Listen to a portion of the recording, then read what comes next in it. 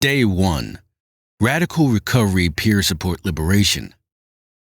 This curriculum emphasizes balanced linear growth through the development of 9 recovery fundamentals and 3 parallel recovery concepts that occur alongside each of the 9 fundamentals.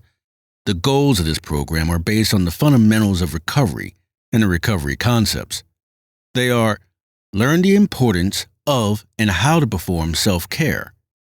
Learn to develop a recovery plan to take recovery to greater heights, recovery planning. Overcome challenges or troubling thoughts, handle stressful or difficult situations, achieve personal growth and wellness, and live a self-directed life. Learn that while participating in recovery, we are at every moment a mentor and a model of recovery behavior. From the Better Days Workbook passage, Creating Change, Mahatma Gandhi, the great Indian spiritual leader, said, "Be the change you want to see in the world." Gregorio Lewis, author of Better Days, restates this point by saying, "I say that first I must change myself into the person I want to be." The words from the passage, Creating Change, and Mahatma Gandhi indicate that by learning to focus on our personal experience of growth and change, the world will change in our direction as we model the behaviors we want to see in the world. Many programs say that giving back and helping others with the same problems as we have experienced is a sort of final step. The reasoning of this program, and in peer support in general, is that showing recovery is possible occurs alongside every stage in the process, and our actions create a lasting impact. In addition, many people who have been successful in recovery say that giving back, taking commitments to support others, and remembering that they are an example of recovery in their communities helped them the most in their recovery. The 9 recovery fundamentals. Recovery fundamentals are a set of characteristics that we can use to gauge the strengths of our recovery and include, but are not limited to, honesty, trust, acceptance, hope, personal responsibility, self-advocacy, support, purpose, self-actualization. A breakdown of the fundamentals listed first can cause difficulty with the fundamentals listed last. Parallel recovery concepts: self-care, mentoring, recovery planning. The linear growth model, growth we can aim for. The linear growth model gets its name from the idea that 1. Growth is usually nonlinear. 2. We want to put consistent effort into each of the 9 fundamentals, which will result in more, but not all, consistent experiences in our lives. 3. When developed inconsistently with this format, inconsistent and unexperienced outcomes may occur. 4.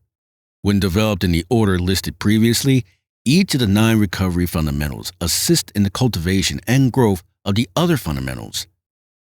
5. When utilizing the parallel recovery concepts in conjunction with the recovery fundamentals, we can shift our results to a better outcome. With all the twists and turns and ups and downs of recovery, it can be hard to even feel if growth is occurring. By putting the same amount of effort and care into each of the recovery fundamentals, we will get more consistent results than if we were to put all of our efforts in one fundamental. Because our own actions and behaviors change and impact the world around us, it is common that when we start exhibiting a better relationship with the recovery fundamentals, we will experience a mirror effect from the world.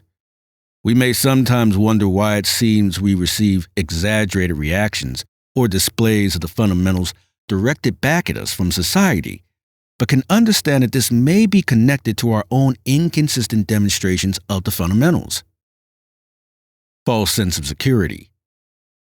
When we experience success at recovery concepts or the later fundamentals, particularly starting with personal responsibility through self-advocacy, support, and purpose, we may be lulled into a false sense of security that we are doing well despite shortfalls related to the earlier fundamentals.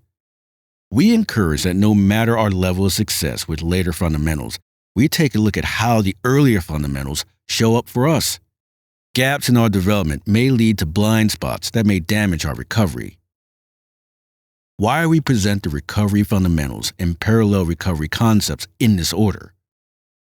There are many reasons that if we do not take proper care of each recovery fundamental and parallel recovery concept, we will not unlock the full growth potential of incorporating recovery concepts and fundamentals into our lives. We give examples of how neglecting components of the recovery concepts and fundamentals leads to a breakdown of the transition to the other components. Recovery concepts. This group process and other methods of recovery may be hard on us emotionally, mentally, and physically. Therefore, it is important that we are kind to ourselves and benefit from this process. From the very beginning of an attempt to better ourselves, such as participating in this group, it will be important to maintain the recovery concepts of self-care, recovery planning, and mentorship. Right from the beginning, it is important to have a self-care plan, acknowledge the difficulty of this process, and create positive experiences to look forward to. Develop a recovery plan involving the desired outcome and benefit of this process. Recognize that our participation in this process can either help or hinder the recovery of other participants. Recovery fundamentals. Honesty. If we are in fear what someone will find out about our secrets, harm done to others, past crimes, and the things that make us feel guilt, shame, or fear of persecution, we will not know what we can trust others with. Trust. If we cannot trust ourselves or are not aware of who we can trust or what systems are working for us and not against us, we will have a hard time finding acceptance of our situation. Acceptance. If we can't accept our current situation or past experiences and are constantly suffering from them, or if someone or some force has an uncomfortable level of control over our lives, we will have a hard time recognizing things we can hope for. Hope.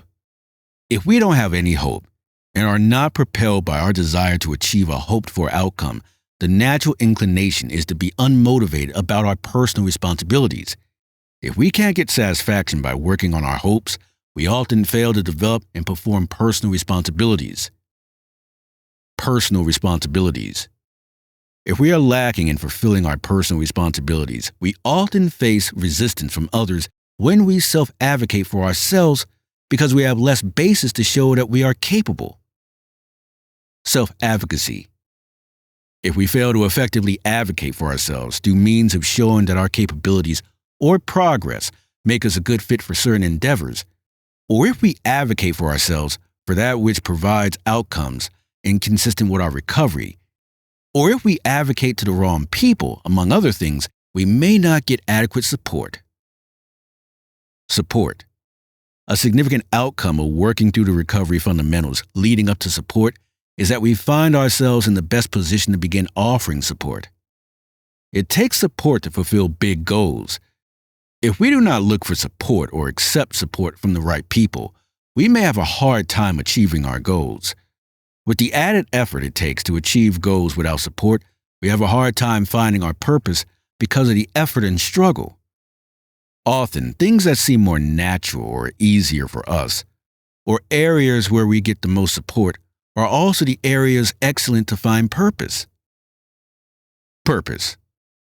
Without a purpose for which to gauge our progress or put our efforts, we often feel like we are repeating a pattern that rarely changes, or that there is no perceivable pattern but rarely instability or lack of focus. Finding and incorporating a purpose into our lives leads to self-actualization, a feeling that we are fulfilling our unique potential. Self-actualization. This recovery fundamental is often considered a final stage of development. However, to maintain this stage, we must continue to put sufficient and equal amounts of effort into each of the recovery fundamentals. Also, a benefit can be found in incorporating the parallel recovery concepts. Stages of wellness and recovery. Stage 1. 1. Learning about recovery. 2. Exercising choice. 3. Seeking service, i.e., counseling, therapy, medication, detox, peer support. 4. Staying away from harmful behaviors. 5. Staying away from negative influences, places, or people. 6. Ending the pattern of isolation. 7. Finding positive role models. learning to ask for support. 9. Becoming personally responsible. 10. Experiencing joy and distress that can be overwhelming at times, extreme but fickle. Stage 2. 1. Increase in physical health. 2. Ability to distinguish between different feelings and handle them. 3. Reducing emotions that interfere with our well-being. 4. Changes in thoughts, feelings, and beliefs. 5. Zoning in on negative behaviors. 6. Having experienced the benefits of recovery, becoming committed to recovery. Stage 3. 1. Desire to make amends for harm we caused before we began recovery. 2. Becoming the change we want to see in the world. 3. Learning not to inflict self-harm or create hardship. 4. Developing honest and trusting relationships with more people. Stage 4. 1. Ability to use our strengths and knowledge to seize opportunities. 2. Automatic use of wellness tools and coping skills. 3. Self-forgiveness. 4. Building loving relationships rather than dependent ones. 5. Experiencing enduring happiness. Stage 5. 1. Becoming self-actualized. 2. Gaining confidence, gratitude, and acceptance. 3. Developing integrity and humility. 4. Significant reduction of fear. Stage 6. Celebration and maintenance. The guiding principles of recovery. Hope. Belief that recovery is possible. When hope is internalized and promoted by others, it is a key driver at recovery. Person-driven. People define their own goals and the path to reaching them. Many pathways/roads. Recovery is highly personalized and different for each person. Holistic. Recovery emphasizes mind, body, spirit, and community. Peer support. Peers encourage and engage each other. Relational. Recovery is supported by people who believe in a person's ability to recover. Culture. Traditions, beliefs, and values are important in defining a person's recovery journey and path. Trauma-informed. Services should promote safety and trust, creating choice, empowerment, and collaboration. Strengths and responsibilities. Individuals, communities, and families have strengths and resources that can benefit recovery. Individuals have the responsibility for their own recovery, but family and community support is essential. Respect. Acceptance and appreciation is key to recovery. This includes respect from other people and a respect for ourselves that helps us develop a positive identity and confidence. What mentors should know. Peer support is self-directed and works on the principle that clients are the experts on their own experiences and needs.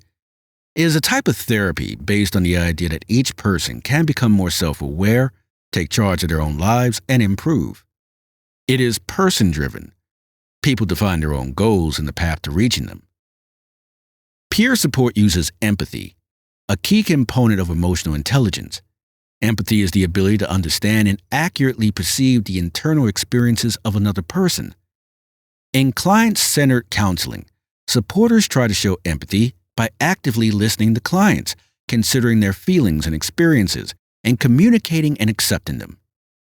In peer support, empowerment can come from facilitating self-discovery and growth by allowing people to make their own choices and decisions based on their own values, priorities, and goals. The therapist supports the client in identifying their strengths, resources, and areas for growth and assists them in developing coping strategies, problem-solving skills, and self-care practices.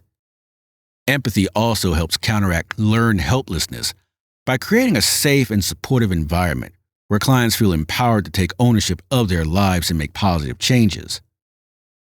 The trauma-informed approach demands trust and safety at all levels. This practice encourages choice, collaboration, and empowerment.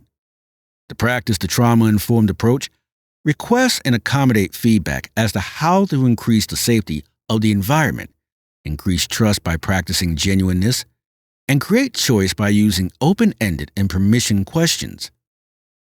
Stages of change. Stages of change include pre-contemplation, contemplation, preparation, action, and maintenance. Often mentors will fail helping someone change behaviors because they do not approach change in the order previously listed.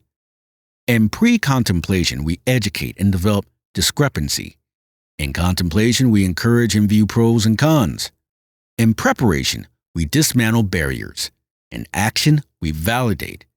In maintenance, we should encourage consistency in acquiring more skills related to successful outcomes related to the goal or behavior. Some cognitive behavioral therapy, CBT, is outside the scope of a peer recovery supporter. Various practices like decentralization techniques and use of imagery are concepts best left to qualified clinicians. However, relaxation therapy may be utilized as well as cognitive behavioral workbooks that are crafted to address thoughts, beliefs, and feelings in a way that does not create excessive pressure on the mentee. Person-centered techniques such as building trust and rapport are often helpful, but not required as some mentees prefer a more distinct expert approach. However, this too is outside the scope of a peer recovery supporter. Differentiate between the medical model and the wellness-focused approach of recovery. The medical model is primarily related to psychiatry. In the medical model, expert psychiatrists consider the problems being experienced to be related to generic inheritance or chemical imbalances. They rely on medication-assisted therapy to cause positive change in their patients. This is different from the approach of a social worker, therapist, or peer supporter. A wellness-focused approach often involves peer support, or the support of someone with lived experience of mental health or substance use.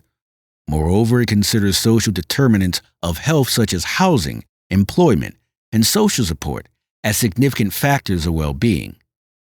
A wellness-focused approach involves growth, meaning, purpose, and empowerment beyond the problem, which helps a person live the life they want to live. Day 2. Insights on self-care. Self-care is any healthy action we take to feel better. Sometimes we use self-care to respond to stressors, triggering events, or when we feel like we are in crisis. Self-care that might work normally may not work as well under very difficult conditions. Tip for dealing with stressors. One suggestion for how to deal with especially difficult situations is to put more time and effort into the things we usually do to make us feel better. Really good self-care is often planned. Planning self-care before we feel unwell has benefits, such as having something to look forward to or helping us not forget self-care. Because of this, it is often covered in recovery planning. Examples of self-care. Remembering our boundaries and what we will or will not do. Being of service to others. Writing a gratitude list. Spending time with family and friends. Getting enough sleep. Taking breaks. Stressors, burnout, vicarious trauma, poor time management, and compassion fatigue are common reasons we provide self-care for ourselves. The assignment, how does this passage relate to, must include 3 key words from the passage itself, which cannot be used or counted more than once. In addition, the recovery concept or fundamental must be mentioned at least twice in the assignment. Words that do not convey a concept like we, thee, or a, etc. will not be counted. Variations of words that are used in the passages are accepted, such as changing simple to simplest. You must underline the keywords you use. Self-care. For a long time after getting out of jail, I thought that just taking care of my basic needs, like having a place to stay and food to eat, was enough. I thought as long as I had those things, I was taking care of myself, but I was missing something important. I realized that focusing only on survival left me feeling empty inside. I had needs for acceptance and feeling like I belonged that wasn't being met. That's when bad things would start to happen because I was looking for ways to fill the hole inside. When I got involved with a recovery program and started working with a mentor, I learned there was more to self-care than just surviving. I learned I needed to take care of my mind and emotions too. Things like learning a new skill or listening to others without trying to make everything about me helped a lot. Planning for recovery by making goals that weren't just about myself helped me learn more about self-care. Before, I just wanted to focus on things I wanted for myself, but I was told to make goals about helping others too. That way, I'm not so caught up thinking about myself all the time. It helps me feel more connected and like I have a purpose, which is important when it comes to staying out of trouble. Question 1. Am I guilty of not focusing on my survival, emotional, and mental needs? How can I correct this imbalance?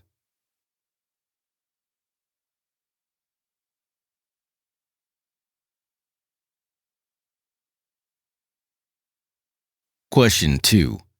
How can I incorporate helping others into my self-care routine?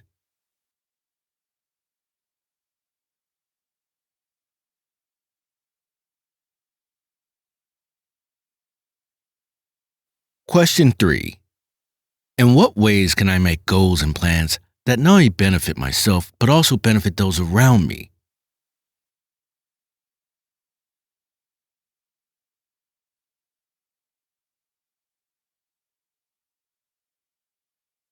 Self-care. I always had a bad habit that I could feed into when I was feeling down, or if I wanted to have fun, like smoking cigarettes, drinking alcohol, using marijuana, or some other drug or romantic relationship. After some run-ins with the law that led to jail time and probation, some people who I was forced to interact with helped me understand that I needed to learn to take care of my whole self, body, mind, and spirit. I began making time each day for small self-care activities, like taking a walk or calling a friend just to listen to how they were doing instead of always thinking about myself. These little things helped replace unhealthy habits I relied on in the past and brought me more joy in life. While overcoming old patterns has been a process, focusing on healthy self-care has been one of the most important tools in my recovery. When I feel urges to return to old behaviors, I try to redirect myself to an activity to improve some part of my life. Continuing to work on whole person wellness through self-care has kept me on a positive path of growth, eliminated my consumption of alcohol and all drugs besides medically prescribed marijuana. Since writing this originally, I have stopped smoking medical marijuana and helped prevent any further involvement in the criminal justice system. Question 1. What are some self-care activities you have found to be helpful in the past?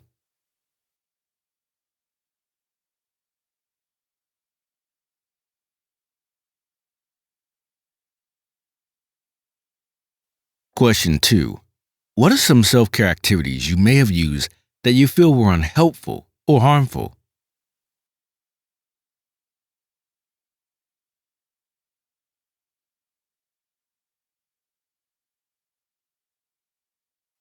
Recovery planning. Recovery planning is self-determined but often includes friends and family, supporters, or community leaders. Recovery planning is done with the collaboration of individuals involved and utilizes recovery capital. A recovery plan is based on self-determination, identifies strengths of the individual, and takes inventory of recovery capital. Identifies goals, challenges, action steps, and date of completion. May involve support from others and connection to community resources and leadership. Need to be evaluated and measured for progress. Criteria for evaluation should come from the person creating the plan and should be considered before action, if possible. Recovery planning. When I was in the grips of my addiction, it was causing problems in how I behaved in nearly every aspect of my life, relationships, and work, which led me to regularly get arrested and sent to the county jail. I never took the time to think about what I really wanted out of life or make plans to accomplish goals. In the past, my days were all about finding my next fix or buzz without caring too much about how my actions were affecting others or my potential down the road. Once I entered recovery and started taking it seriously, which took a while, I realized how important it was to plan for my future in a positive way. Early in recovery, it was suggested to me that I try developing a recovery plan to work towards. At first, this idea didn't interest me much because I felt restricted and oppressed at every turn. However, as described by my sponsor at the time, making a recovery plan isn't just about focusing on myself.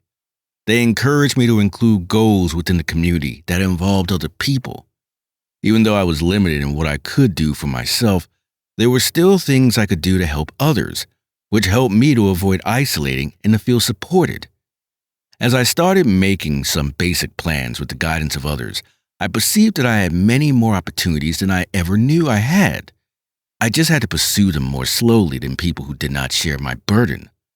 No longer was I limited to just getting through each day or satisfying short-term desires without regard for consequences. Recovery planning has given me purpose and direction that also helps prevent a return to an old lifestyle that led to ongoing trouble and jail time. Question 1. Do you struggle making a plan for the future? If so, what is the main reason that is causing the struggle?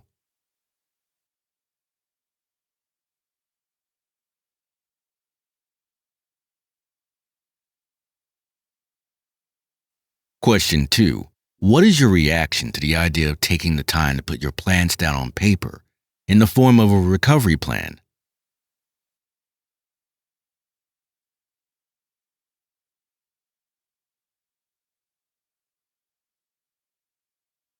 Question 3. How does having an addiction or criminal record impact your ability to plan for the future? Do you believe you can overcome these challenges?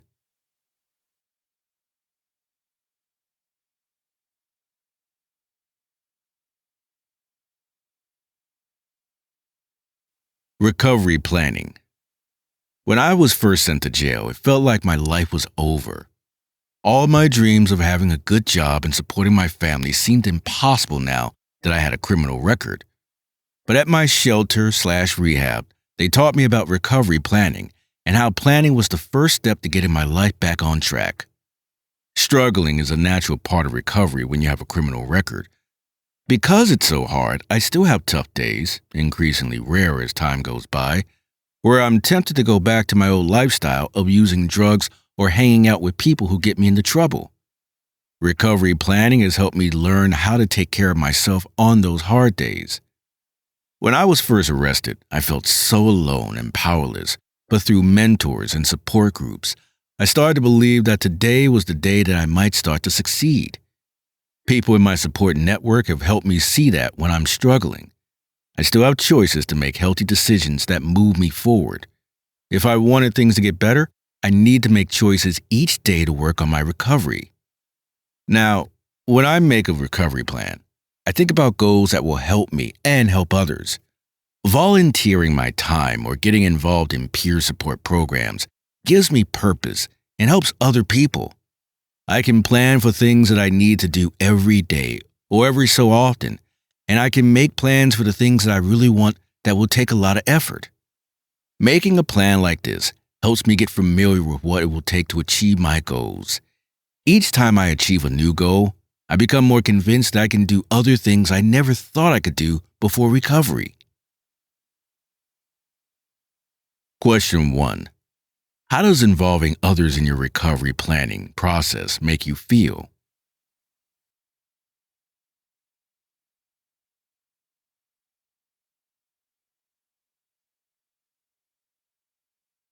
Question 2. How does planning for recovery instead of getting stuck in problems help you take care of yourself on tough days?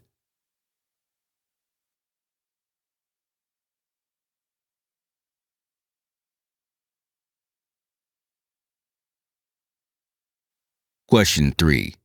In what way does your recovery plan benefit not just yourself, but others as well?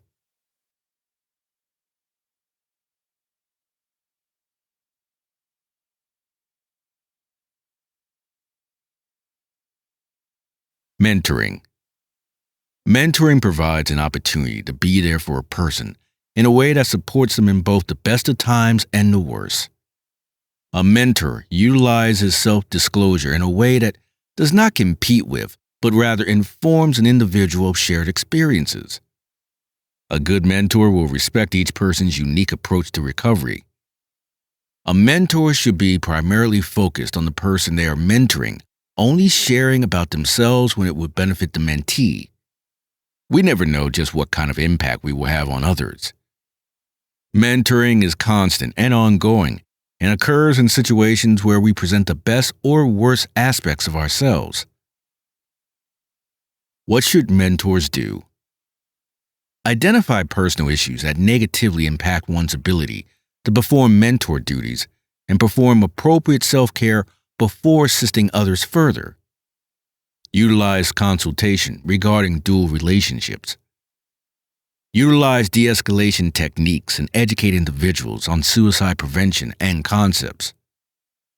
Partner with the individual to access recovery-oriented services and supports. Support the individual to identify options and participate in decisions connected to creating and completing recovery goals. Promote a wellness-focused approach to recovery. Utilize supervision and consultation regarding harm to self and others. Respond appropriately to personal stressors, triggers, and indicators. Utilize trauma-informed care approaches.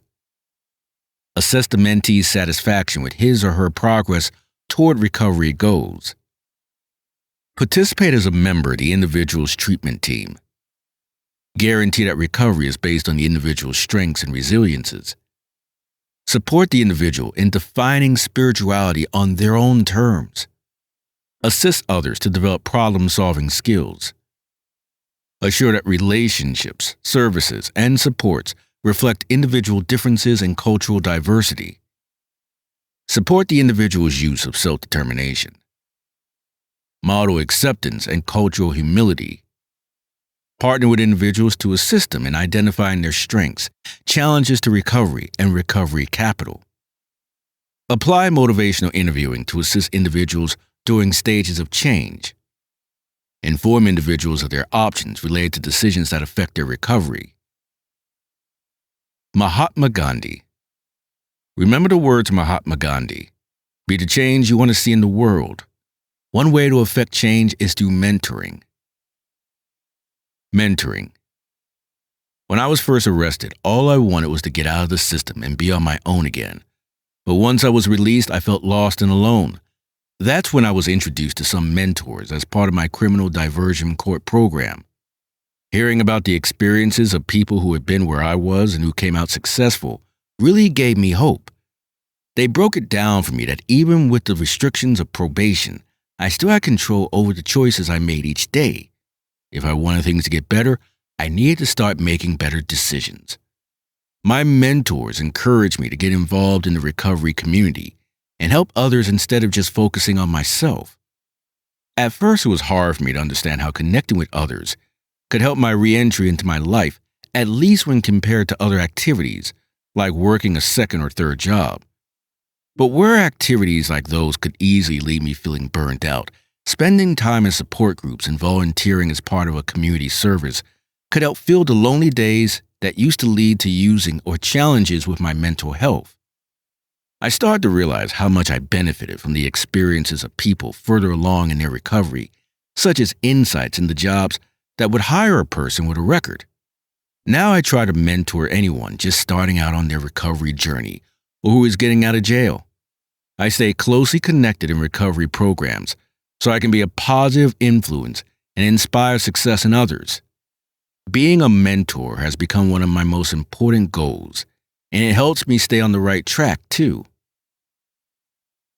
Question 1. Have you ever had a mentor or been a mentor to someone else? How did that experience affect you?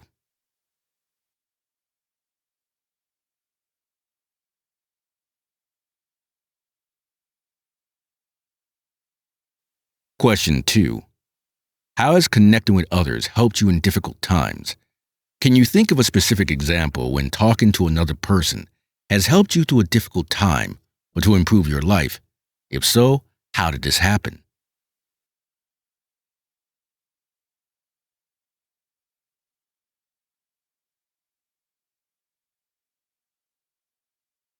Question 3. What are a few activities that you believe are a greater priority for you than connecting with other people? It's okay if your answer is that there aren't any activities more important than connecting with other people.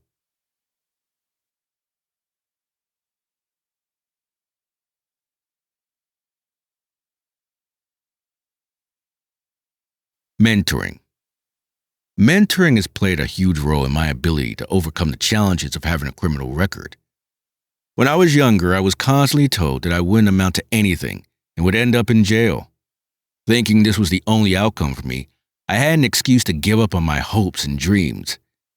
After getting clean and sober and starting on my recovery path, I was lucky to find a mentor who believed in me and saw my potential even with my criminal history.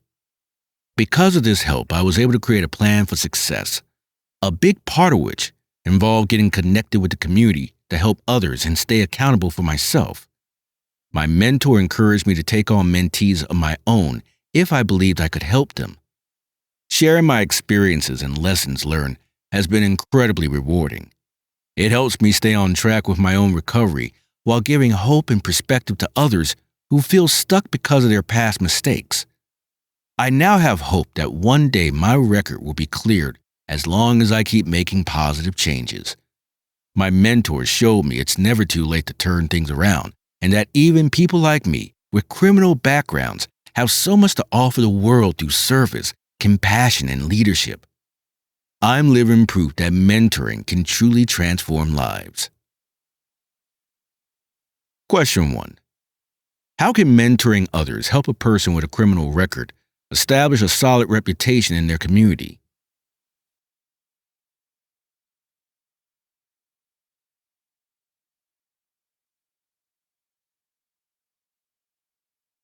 Question 2.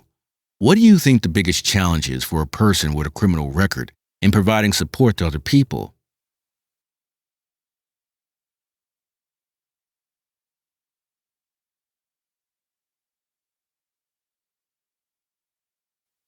Question 3. How do you feel your experience can benefit others?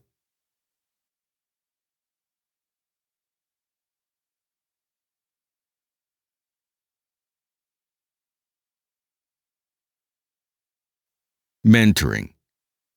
Having a mentor really helped boost my confidence to believe I could accomplish what I wanted. Their guidance helped me dream bigger. One of the few opportunities that was still available for me was education, and part of my newly inspired dreams involved getting an education and developing a skill that would help me better my life. After some minor success with my education in the early years, I found that it provided another avenue for me to help others who were struggling. By accepting the role of being a mentor, I could help others learn the skills that I had learned at school. This helped me practice recovery tools like honesty, trust, and accountability in my life every day. I was able to spend more time practicing skills learned at school when tutoring others. One day, after I complete my education or have learned even more, I hope to use what I've learned to offer tutoring services professionally as a side job to help other students dealing with challenges. Getting an education helps transform the lives of people when they need it most, and being a mentor will help me open the door for others like the door was open for me. Question 1. What personal strengths do you feel you have that could help you help another person? How could using these strengths as a mentor help you further develop your confidence and career goals?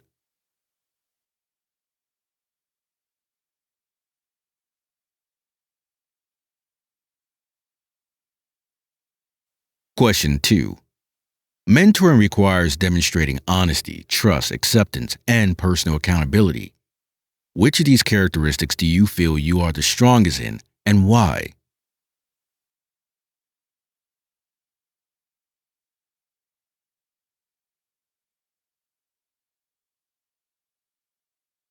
Question 3. Which of these characteristics do you feel you need the most improvement in, and why?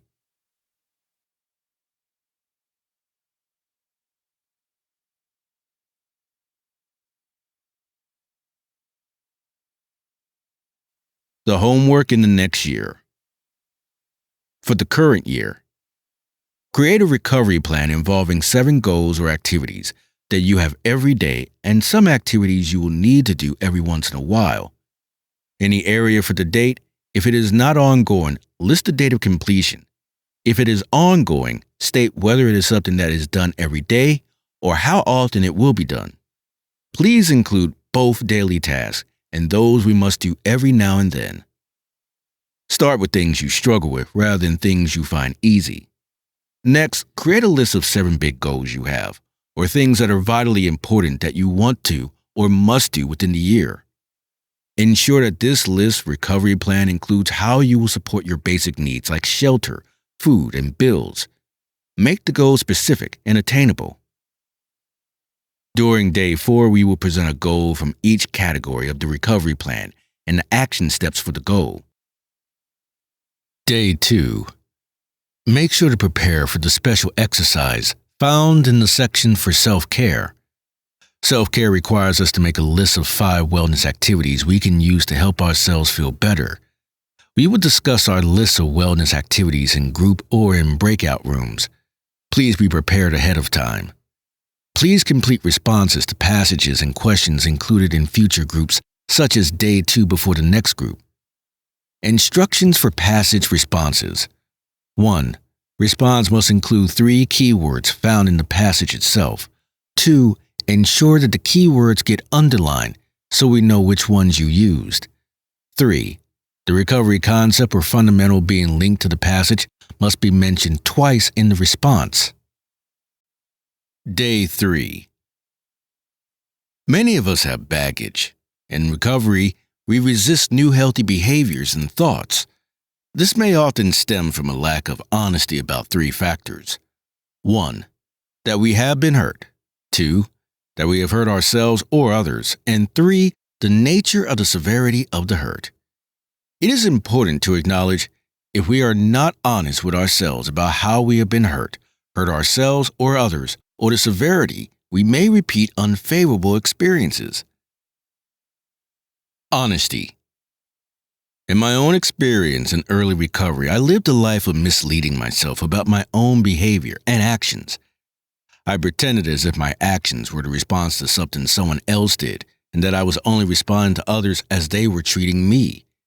I believed everyone was crooked and led by addictions and desires that were harmful to other people or harmful to me. Even when I entered recovery support groups, I was hesitant to be openly honest about my worst secrets, as that kind of public honesty was new to me. However, I noticed that no one in this environment thought any worse of other people who were being honest and forthcoming about mistakes they had made or how their life was unmanageable. Usually, after people share something in a group that would make people outside of the group feel uncomfortable, the sharing was followed by people who said that they could relate to those experiences. One thing I learned from support groups was that if I was in distress, I should tell somebody about what I was going through so that another person could give me encouragement. Having others witness my progress couldn't be accomplished without other people knowing the truth about where I was starting from, which was an opportunity to be honest that I couldn't have done without. Because without witnesses, there was no proof of my effort and my progress would seem less real. Question 1. How easy or difficult do you find it to be honest with yourself about ways you have been hurt by others or have hurt others through your own actions? What is one experience that has led you to feel this way?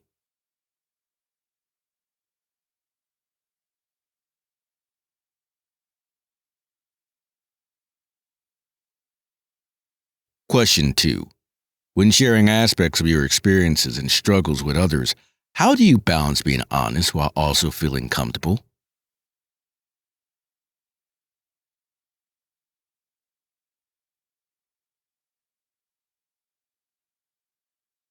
Question 3. Have you ever found yourself blaming others for your own behavior or actions?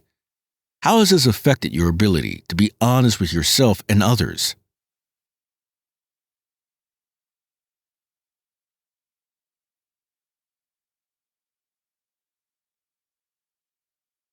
Honesty. I once thought that if others did not know about my past, then I could pretend that I was like everyone else. That would usually lead me to getting an opportunity I otherwise would have been denied. But as was often the case, when potential employers or other people found out the truth, job offers would be rescinded and opportunities would be lost. Why would I ever want to be honest when the truth would usually lead to loss? However, when attending recovery groups, I noticed those who were doing really well were openly sharing even their worst secrets. But no one in the group developed a negative opinion of them. Instead, others could relate and said after becoming crime-free for long periods or getting clean and sober, they were able to make amends for past behaviors. I learned from the people in the group how to share where I was at today and how I was feeling, and because of this, I received encouragement from them. Being honest about my struggles and temptations invited extra support from others. I realized that by sharing mistakes openly, it helped others avoid similar behaviors and setbacks, which is important because I didn't want to see other people go through the same struggles that I went through. Overall, honesty was the key to building trust with myself and finding out that I could trust others as well, because I saw firsthand that not everyone would judge me as I always feared. Question 1. Have you ever tried to hide a part of your past to avoid negative consequences? How did that work out for you?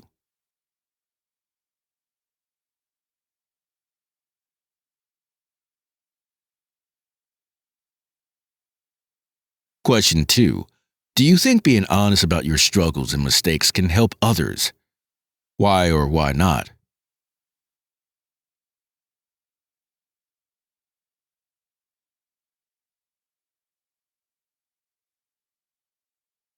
Question 3. How can being honest about your past help you build trust with yourself and others?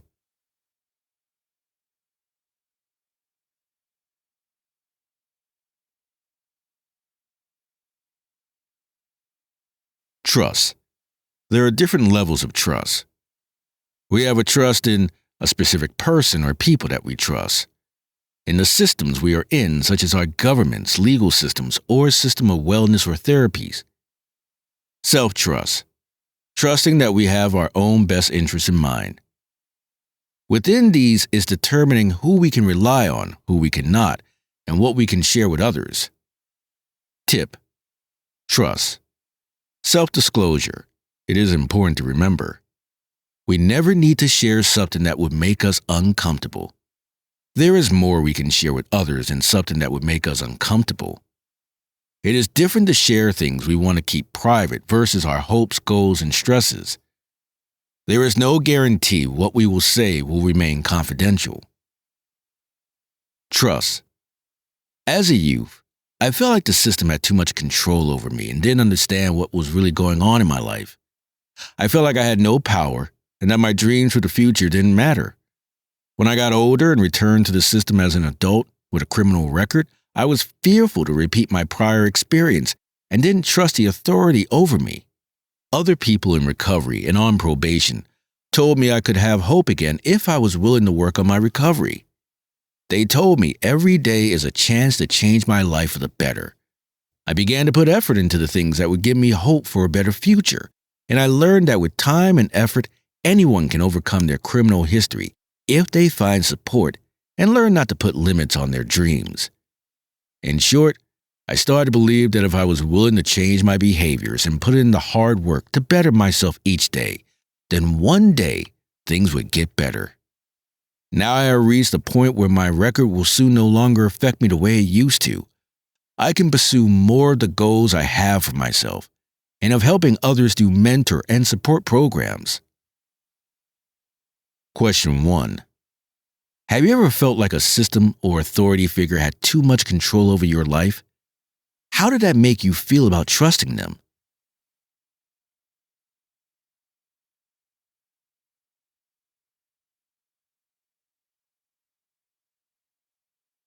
Question 2. How have your actual experiences with authority figures or systems affected your ability to trust?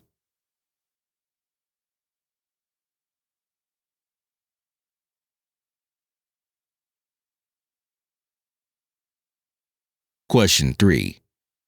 Do you trust that with time and effort, anyone can overcome their past and achieve their dreams?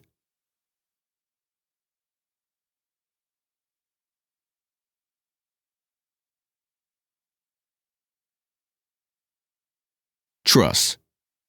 From my perspective, gaining trust was one of the most difficult parts of my recovery journey after getting criminal record. For so long, I believed that I could not be trusted, and therefore, no one else could be either. I isolated myself and only associated with others who I thought could help me get what I wanted. My mentors and sponsor told me that I could build trustworthiness if I could learn to be open and forthcoming with them. Once I found people who didn't abuse my trust, I would have someone to turn to during times I felt like doing something that would be harmful to my life. Over time, gaining the trust of my new support network helped me stay accountable, which helped sustain my recovery. I also came to understand that trust is a two-way street. As I showed myself as reliable through honesty and following through on commitments, it invited trust from others. In return, this helped me develop genuine, caring relationships for the first time in my life. Question 1. Have you ever struggled with gaining someone's trust? How did you handle it, and what did you learn from the experience?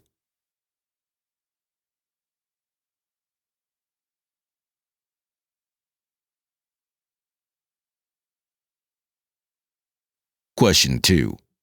Do you believe that trust is a two-way street? Why or why not?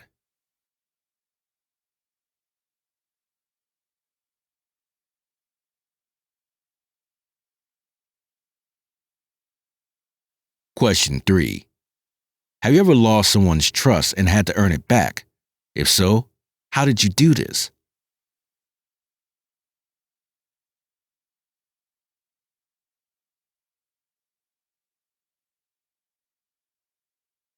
Trust. As someone who has struggled with addiction and been involved in the criminal justice system, it can be difficult to know who you can truly trust for support when you've experienced so much conflict in your life.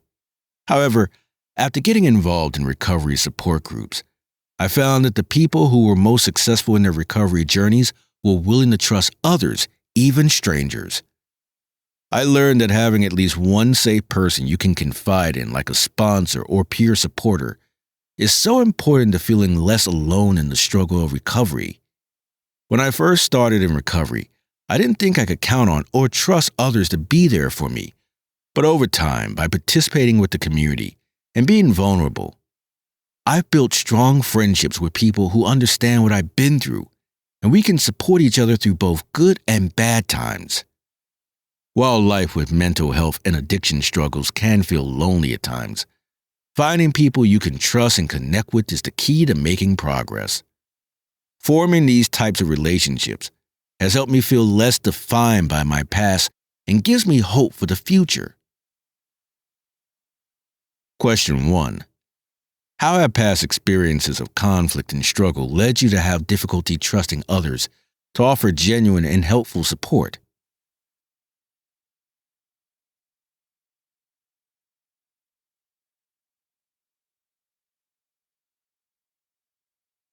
Question 2.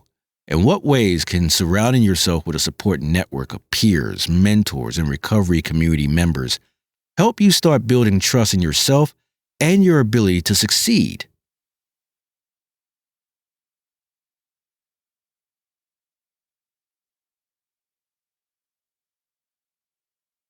Question 3. How can having companionship and someone to trust help support your ongoing recovery journey?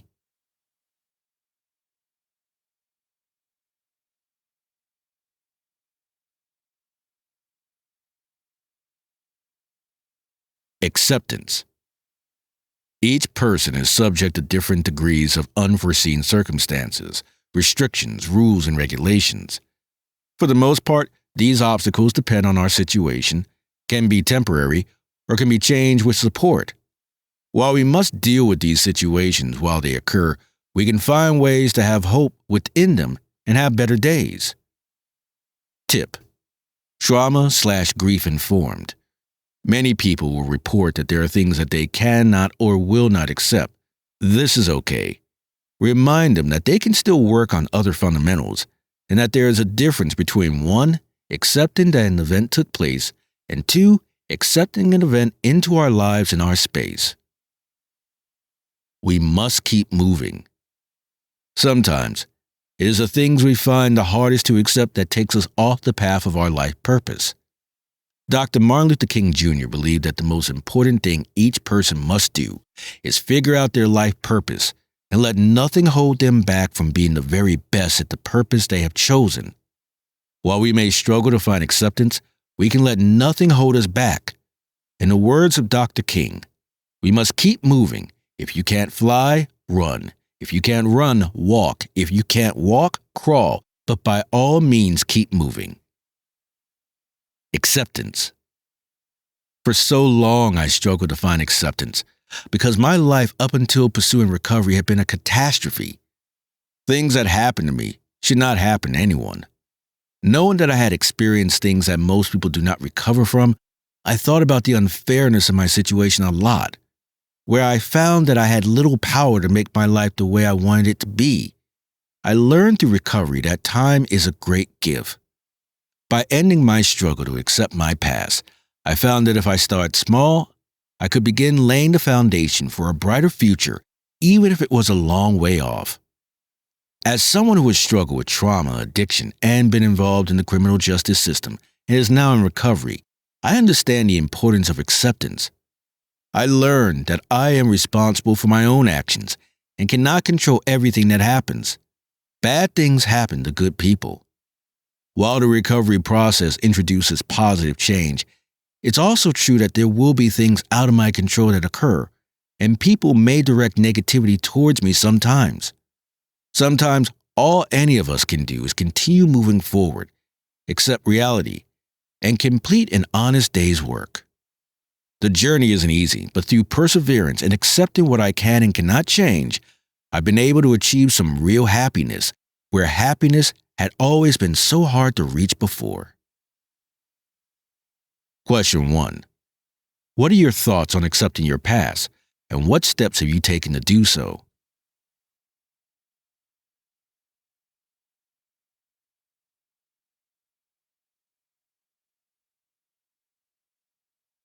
Question 2. How can time be a gift when it comes to making up for past mistakes?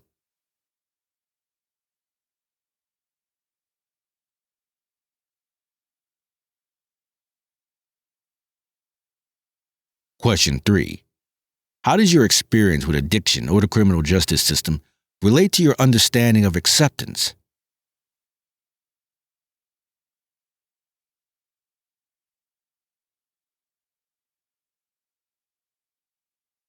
Acceptance. Recovery is about continuing to work on yourself even when you're struggling or in pain.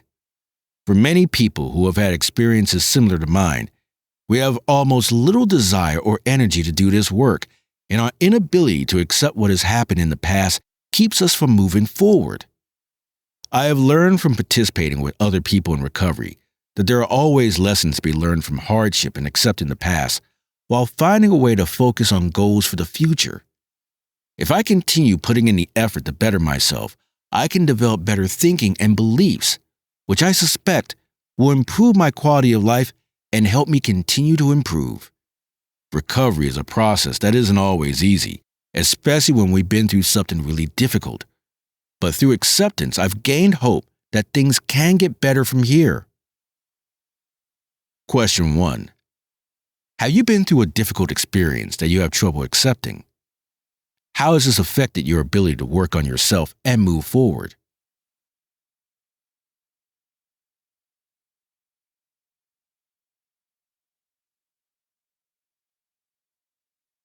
Question 2. What are some ways you can practice acceptance in your daily life?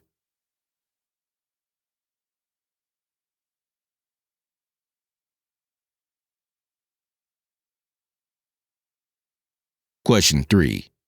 How might practicing acceptance, as in question 2, help you in your personal growth and recovery journey?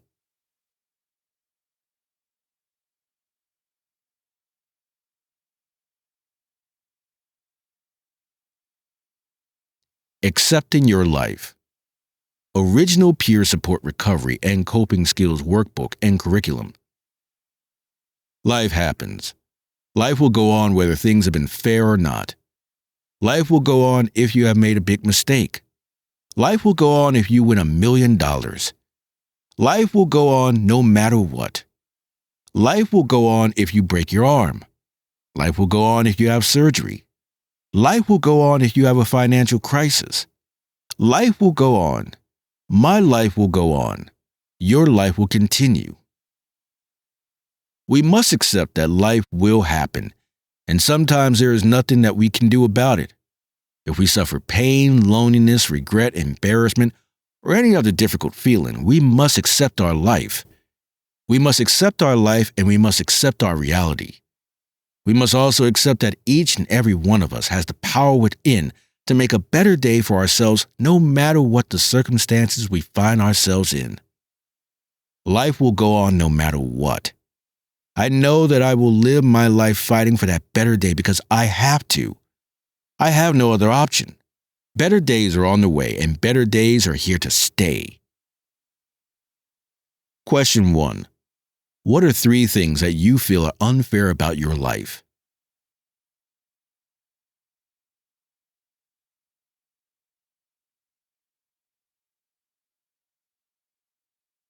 Question 2.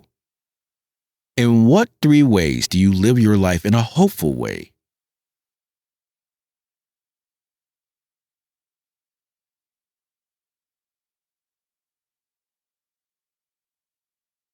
Question 3. What are 3 steps that you could take to make your life better today?